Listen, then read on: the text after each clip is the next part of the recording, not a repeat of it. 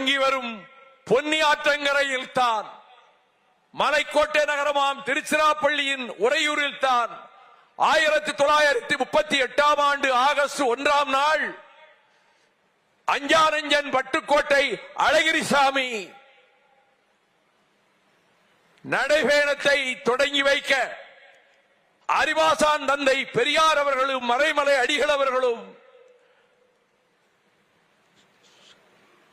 சோமசுந்தர பாரதியார் அவர்களும் மணவை திருமலைசாமி அவர்களும் கண்ணியத்துக்குரிய கலிகுல்லா அவர்களும்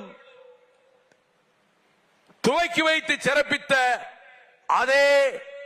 திருச்சி மாநகரில் தான் இந்த நடைபயணமும் சமத்துவ நடைபயணமும் தமிழக முதல்வரால் தொடங்கப்பட இருக்கிறது.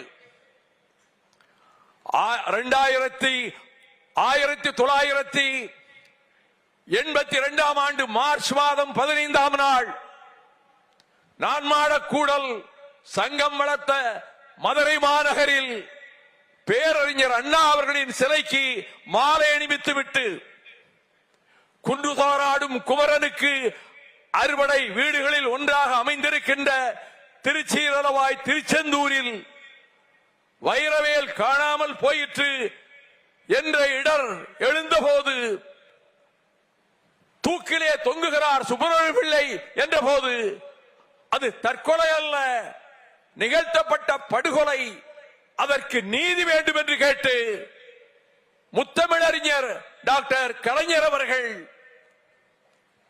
அந்நாளில் மதுரை மாநகரிலே இருந்து நீதி கேட்டு நடுபயணம் தொடங்கி திருமங்கலம், விருதுநகர், சாத்தூர், கோவில்பட்டி, எட்டயபுரம், எப்போது வென்றார், தூத்துக்குடி, ஆத்தூர், ஆறுமுகநேரி, காயல்பட்டம், வீரபாண்டியன் பட்டம், திருச்செந்தூர் என நடைபயணம் மேற்கொண்டார்கள். 1986ஆம் ஆண்டு வைணவ திருத்தலங்களில் ஒன்றான நவ திருப்பதிகளிலே 108 திருப்பதிகளிலே ஒன்றான தென்திருப்பேரையில்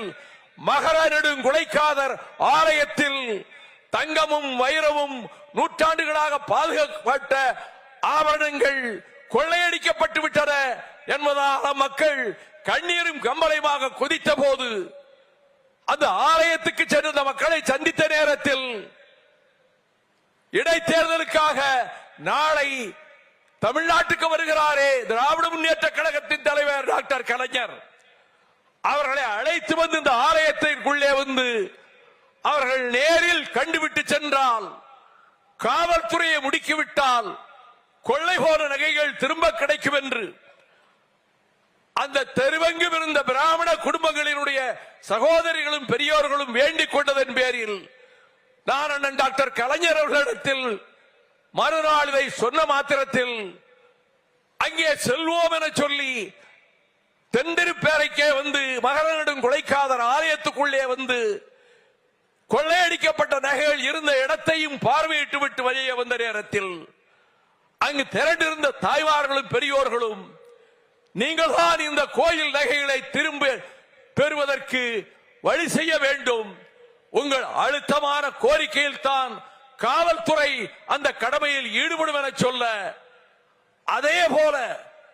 அவர்கள் நடைபெற்ற பொதுக்கூட்டத்திலே அதனை சொல்லி காவல்துறைக்கு அழுத்தம் கொடுக்க,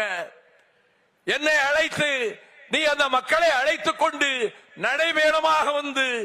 ஜில்லா கலெக்டரிடத்திலே நீதியை கேட்கின்ற பயணமாக அமைய வேண்டும் என சொல்ல, நான் 1886ஆம் ஆண்டில் அதே போல தென்திருப்பேரையில் இருந்து அந்த கிராமத்து பெரியோர்களும் சகோதரிகளும் உடன் வர நெல்லை ஆட்சித்தலைவர் அலுவலகம் வரை முதல் நடைபயணம் மேற்கொண்டேன். அதனைத் தொடர்ந்து 1982க்கு பிறகு 94ஆம் ஆண்டில் குமரிமுனையிலே இருந்து சென்னை வரை 52 நாட்கள் 1600 கிலோமீட்டர் ஊழலாட்சி எதிர்த்து, அதிமுக ஆட்சி எதிர்த்து மேற்கொண்ட நடைபயணம், வரிசையாக நதிகள் இணைப்புக்காக 2002ஆம் ஆண்டு தாமிரபரணி ஆற்றங்கரையிலே இருந்து அதுவரை செல்லாத மாவட்டங்கள் வழியாக சென்று 1200 கிலோமீட்டர் நதிகள் இணைப்புக்காகவும் சாதிமத நல்லிணக்கம் தழைப்பதற்காகவும் நான் மேற்கொண்ட நடைபயணம், அதன் பிறகு முல்லை பெரியாரை காப்பதற்கு 3 முறை மதுரை மாநகரிலே இருந்து கூடலூர் வரையிலே மேற்கொண்ட நடைபயணங்கள், நீட்டினோ அம்பரப்பெருமலையிலே அமைக்கப்பட்டால் தேனி மாவட்டம் தவிடுபடியாகும், இடுக்கி அணையும் பென்னிக்குக் அணையும் பாழாய் நொறுங்கும் என்பதனால் அதை தடுப்பதற்காக மதுரை மாநகரிலே இருந்து 2018 ஆண்டு மார்ச் 31 தேதி நான் நடைபயணம் தொடங்க நம்முடைய மாண்புமிகு இன்றைய முதல்வர் அமைச்சர்களை அழைத்த போது மனமு வந்து மகிழ்ச்சியோடு அதை ஏற்றுக்கொண்டு வந்து மதுரையிலே இருந்து அந்த நடைபயணத்தை தொடங்கி வைக்கும் வேளையில் என்னுடைய சகோதரன் வைகோ நடக்கின்ற நடைபயணத்தில் என்னுடைய பாதங்களும் சேர்ந்தே நடக்கின்றன. நானும் அவரோடு நடந்து வருவதாகவே தமிழக மக்கள் ஏற்றுக்கொள்ள வேண்டும் என சொல்லி புலிவில் கயல் பொறிக்கப்பட்ட கொடிதரை என் கையிலே கொடுத்து அவர் அந்த நடைபயணத்தை தொடங்கி வைத்தார். இன்று தமிழகம் இந்துத்துவ ஆதிக்க சக்திகளால் சனாதன கூட்டத்தால் பாழ்பட்டு போகுமோ இந்த சமய நல்லிணக்கம் என்று அச்சத்தக்க ஒரு சூழலை உருவாக்க டெல்லி ஏகாதிபத்தியத்தின் அடிவரடிகளாக இங்கே இருக்கக்கூடியவர்கள் ஜாதியின் பெயரால் மோதல், மதத்தின் பெயரால் இரத்த களரி கலவரம் என உருவாக்க துடித்துக் கொண்டிருக்கிறார்கள். சங்க காலத்திலே சாதிகள் கிடையாது, சாதிகளற்ற தமிழ் சமுதாயம். அதற்கு பின்னரும்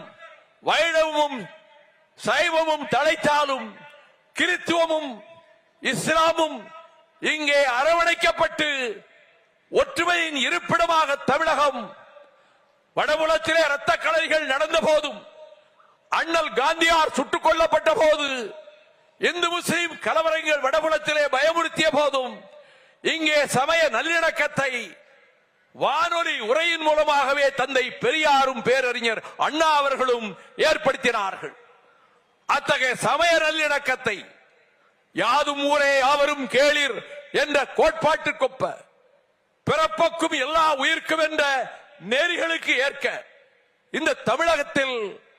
மத பூசல்களுக்கு சமய சண்டைகளுக்கு இடமில்லை என்பதை நிலைநாட்டுவதற்காகவே, அதற்கான விழிப்புணர்வை மக்களிடம் ஏற்படுத்துவதற்காகவே நானும் என்னுடைய தம்பிமார்களும் இந்த நடைபயணத்தை மேற்கொண்டிருக்கிறோம். அதே வேளையில் திரளுகிற மக்களை எங்கே கண்டாலும் அவர்களிடம் நான் விடுக்கும் வேண்டுகோள் எல்லாம், தமிழ்நாட்டின் பொற்காலமாக அமைந்திருக்கின்ற திராவிட மாடல் ஆட்சி தொடர்ந்தால்தான் தமிழகத்துக்கு விடிவு காலம். இது பொற்காலமாக தொடர வேண்டும். எனவே இந்த தேர்தல் களத்தில் திராவிட முன்னேற்ற கழகத்தையும் அதனுடைய கூட்டணி கட்சிகளையும் மகத்தான வெற்றி பெற செய்யுங்கள். உங்கள் பிள்ளைகளுக்காக, உங்கள் குழந்தைகளுக்காக கவலைப்படுகிற பச்சிளம் குழந்தைகளும் பாலகர்களும் பசியோடும் பட்டினியோடும் பரிதவிக்க கூடாது என்பதற்காக எந்த மாநிலத்திலும் இல்லாத பள்ளி பிள்ளைகளுக்கும் காலை சிற்றுண்டி என்ற திட்டத்தையும் அறிவித்து, மகளிருக்கு இதுவரை எந்த மாநிலமும் செய்யாத அற்புதமான திட்டங்களையும் நிறைவேற்றி, இந்தியாவிலேயே அனைத்து துறைகளிலும் சிறந்து விளங்கக்கூடிய மாநிலம் செந்தமிழ் நாடுதான் என்ற பெருமையை, கீர்த்தியை நிலைநாட்டி இருக்கக்கூடிய மாண்புமிகு முதலமைச்சர் அவர்களே, மீண்டும் அந்த கொற்றம் உங்களுக்கே தமிழக மக்களால் வழங்கப்படும். உங்கள் குரலுக்கு பின்னாலே கோடானு கோடி மக்களினுடைய குரல் எழும். உங்கள் கரங்களுக்கு பின்னாலே கோடானு கோடி கரங்கள் உயர்ந்து நிற்கும். உங்கள் வெற்றிக்காக பாடுபடும் குரல்களுக்கும் வெல்க திராவிடம், வெல்க தமிழ்நாடு என கூறி இந்த அருமையான சந்தர்ப்பத்தை இந்த இடத்திலே வழங்கிக் கொண்டிருக்கக்கூடிய மாண்புமிகு முதல்வர் அவர்களுக்கு என் நெஞ்சார்ந்த நன்றியை மீண்டும் அவருக்கு தெரிவித்து விடைபெறுகிறேன். வணக்கம்.